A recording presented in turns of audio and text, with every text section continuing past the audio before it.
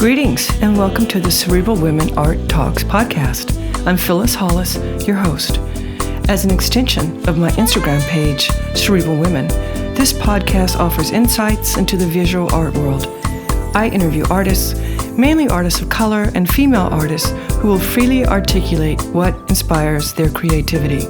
In addition, you'll hear interesting perspectives from dedicated art professionals who work with artists and the art institutions that feature them. I'm confident that collectively, these individuals will indeed stimulate your mind as they do our eyes. Please know these interviews are conducted in my Manhattan apartment, so please forgive the background sounds of city life. Welcome to the Cerebral Women Art Talks podcast.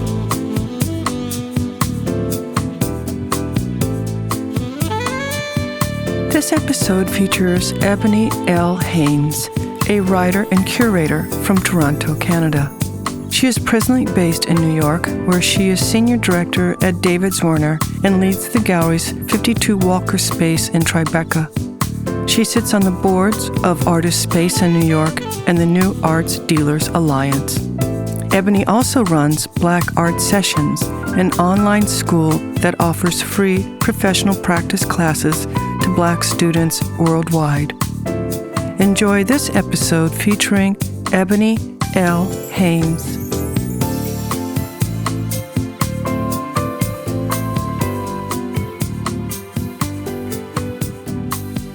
Ebony, welcome to my Cerebral Women Art Talks podcast. I look forward to our conversation. Very happy to be here, Phyllis. Thank you. Let's start with, when did you recognize your interest in the visual arts? I think it started quite young, although I think like many people who work in visual arts, actually that's not true. I think a lot of people are very pointed and know exactly why and how they've become interested, but I came to it through a very circuitous route, I would say. Interested as a child in creating, always interested in looking. I wanted to, later in my education, pursue an undergraduate degree at an art school, which was not supported by my parents. So I went on to study anthropology and African studies, but I did still concurrently while pursuing that degree, I studied photography, like studio practice photography at night in a different school. So I think I've always been interested and just never quite had any experience in how to access that world or what else it could mean besides being a visual artist. And how did you enter the curatorial field? I entered the curatorial field, I don't want to say by chance, but organically, I would say. And I worked in music previously in Toronto, and then I moved to South America, and I really wanted to write. I've always also been interested in writing creatively and kind of as a reporting nonfiction style as well. And I had planned to travel around and support myself by writing. And towards the end of my travels, I fell into a circle with a lot of artists and started thinking about what writing about art would look like for me. Became very interested in it and started doing it on my own. And when I returned to Toronto, I applied to an art criticism and curatorial practice program at university and started really getting interested in the curating side quickly. I had an internship as a result of that program, which brought me to New York at a commercial gallery. What type of relationship do you like to have with artists? I love to have a communicative and transparent relationship. I love when it feels mutually beneficial, times of ideating and, from the very inception of the idea or proposal. I appreciate when artists include me in that process. I think every artist is different, but when I do have a relationship that is very cooperative in not just the final presentation, but the ideas and building, I really appreciate that. That's kind of my favorite thing and is really why I fell in love with curating. Working with the artists, what would you say are some of the greatest challenges that they're facing right now? I mean, full stop is the market. I think it's been a notably unpredictable time for art market and difficult to predict what an outcome of a show or art fair or any other kind of commercial endeavor is for the work, which I think is not discussed enough from the artist's point of view. Artists need to make sales and good placement of work. have acquisitions to keep the practice going. So more important for me, noting the need for sales for a space like mine that is a commercial space and relies on sales. The artists rely on it just as much, if not more. And what do you feel is the role of the collector or the art patron as it pertains to supporting these artists? My favorite patron or collector are ones who collect with the idea of the true meaning of that word. And they do collect the artist, meaning it's an interest in the entire practice and usually in the artists themselves, more than one singular work. I love patrons and collectors who continue to find ways of how to support the artist they're very excited about. More long-standing relationships, I would say. Do you recall which artists inspired you the most that really influenced you early on in your career?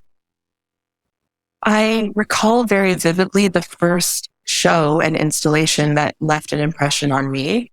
It's an artist who I'm now familiar with just based on research, but it was Shirin Nishat, Turbulence, 2-channel film, and it was installed in a kind of project space in Toronto. And I was just floored. I was almost in tears. I went back to see it 7 times, and it really left an impression on me on what a very thoughtful installation could do to the viewer, being mindful of all of the details. I mean, it enveloped me. And later, Pope L became a very huge inspiration in my personal curatorial practice. What do you feel is the purpose of art? Purpose of art? Oh, that's a good question. I think of art as a way to express an idea that perhaps is more intriguing or palatable or exciting for people to absorb than, just writing it in an email or a letter. I think it's important to have it as a vessel to create a freedom of space for ideas and conversation. Do you feel Black art can be defined? Defined, sure. I mean, it's often defined in many different ways, either aesthetically or experientially.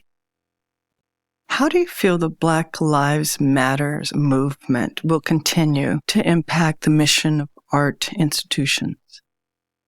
I'm not sure it will continue to impact. As a short answer, I think impacts to institutions and other spaces to house visual art and ideas ebb and flow. And I think the Black Lives Matter movement was at one time flowing, but we can see it ebbing right now.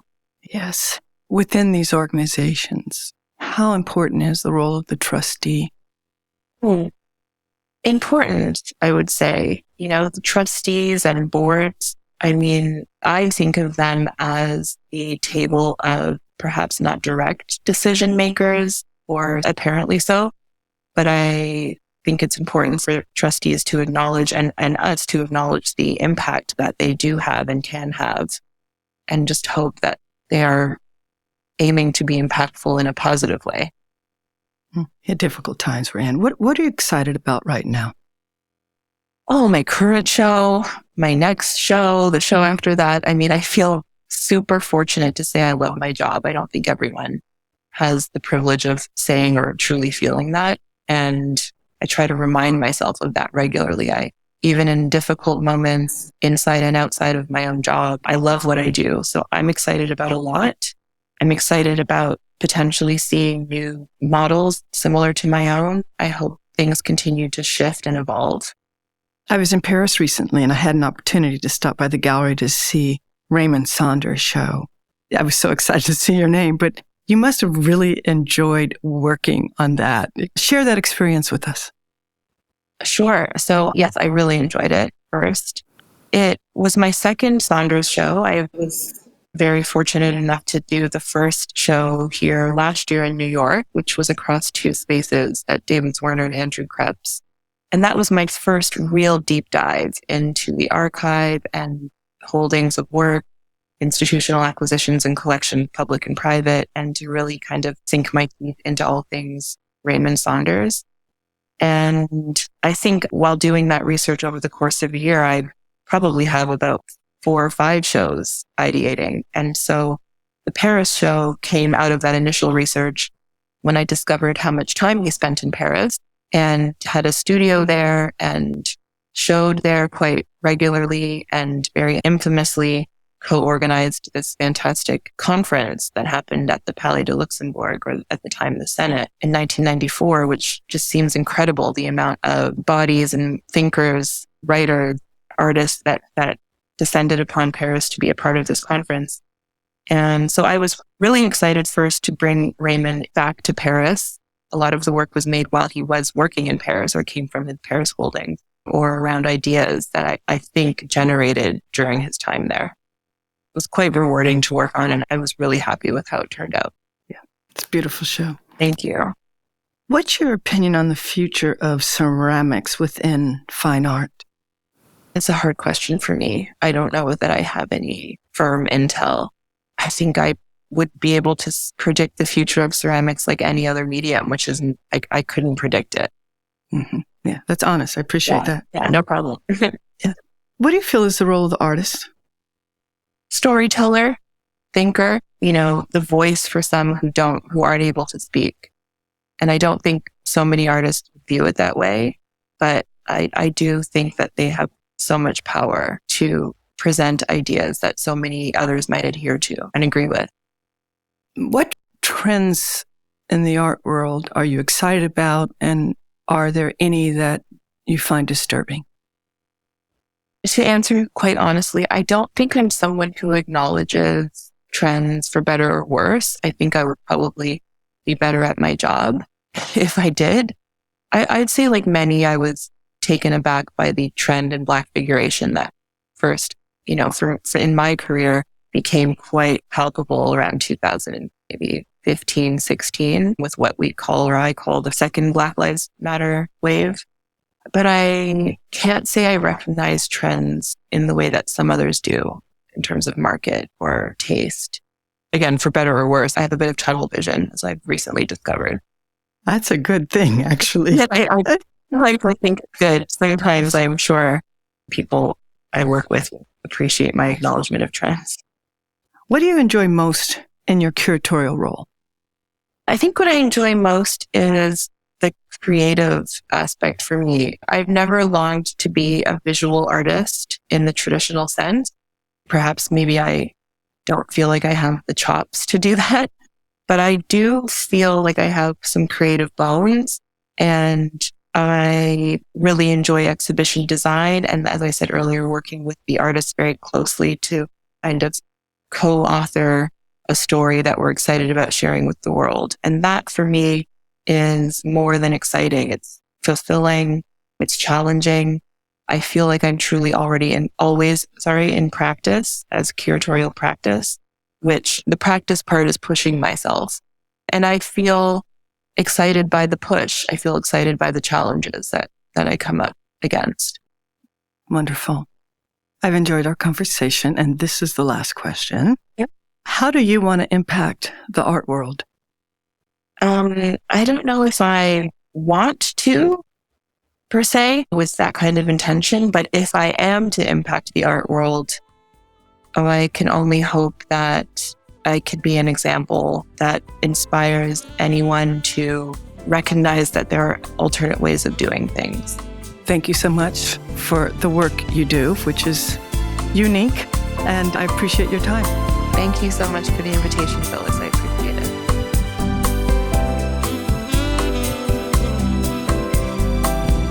Thank you for listening to Cerebral Women Art Talks podcast.